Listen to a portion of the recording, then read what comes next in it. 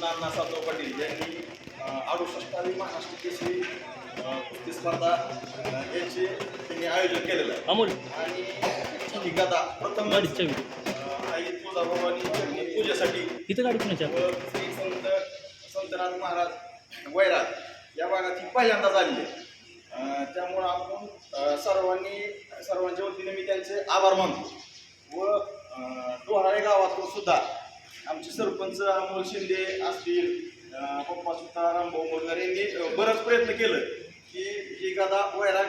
भागात आलीच पाहिजे आणि आपल्या तालमीकडे आली पाहिजे आणि श्री संत बाळजोबा केसरी कुस्ती मैदानाच्या वतीनंही मी त्यांचा आभार मानतो।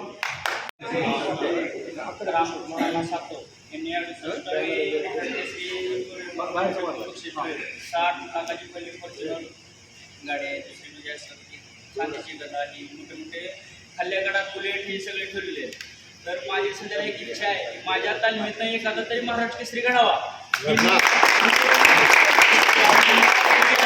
तालमीकडे त्याला म्हणजे घेऊन चला थोडं तुम्ही तिथं हे करा लक्ष द्या माझ्या मागे पैलवानची अपेक्षा वाटते प्रत्येक म्हणजे जो घेऊन आला वाटते पूजा हे करून संतनाथ महाराजाच्या पूजा करण्यासाठी आपण वैरागमध्ये पहिल्यांदा ज्याच्या आधी कवा आले नाही आपण म्हणजे ह्यांनी केल्यानंतर जयानंतर मी त्यांचा फोन आलो माझं बाबा तुम्ही थोडं सगळं नियोजन लावा आम्ही येतोय आपण सगळं तिथं नियोजन लावून हे करून गदा इथं आणली संतनाथ महाराजाच्या त्यासाठी पूजेसाठी एवढं आज वैरागमध्ये जे हनुमान तालमीमध्ये रामकृष्ण अण्णा सातव यांनी 68वी महाराष्ट्र केसरी भरवलेलं आहे। याच्या आधीवर 67 महाराष्ट्र केसरी झाल्या पण वैराग भागात आणि तुळजापूरला वैरागात एकदाही गदा पहिले आलेली नव्हती पण या वर्षी त्यांनी महाराष्ट्राचे कुलदैवत आई तुळजाभवानी यांच्या चरणी आणि तसेच वैरागमध्ये श्री संतनाथ महाराज वैरागमध्ये पण गदा पाठवली आपले वैरागचे वस्ताद जे हनुमान तालमीचे पप्पा सुतार यांनी आग्रह केला की ही गदा आमच्या वैरागमध्ये संतनाथ महाराज ग्रामदेवतासाठी यावी पूजेसाठी। मग त्यांनी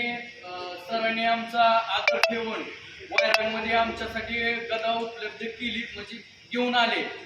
आम्ही त्यांचं आभारी आहोत आणि आपल्या तालमीचं जे काम चालू आहे जे हनुमान तालमीचं पप्पा सुतार करतायत पोरं घडवण्याचं त्यांना असंच माग सरांचे बरेच अनेक माणसांचे पाठीशी हात राहावे आणि कामाला पैलवान घडायला मदत व्हावी एवढी अपेक्षा करतो मी त्याची। 68व्या महाराष्ट्र केसरी रामकृष्ण सातव यांनी भरवली आणि प्रचंड मोठी गदा आणि फॉर्च्युनर गाडी ही पहिल्यांदा एवढं मोठं आणि ही गदा अशी महाराष्ट्रभर फिरून आई तुळजाभवानी चरणी पहिल्यांदाच नतमस्तक करून आईच्या तुळजाभवानीच्या चरणी करून वैराग भागामध्ये आणलेले आहे आणि हे वैराग भागाचं भाग्य आहे की ही गदा प्रथम वैराग भागामध्ये आली। याचं आम्ही रामकृष्ण सातव परिवाराचं मनापासून हार्दिक अभिनंदन मानतो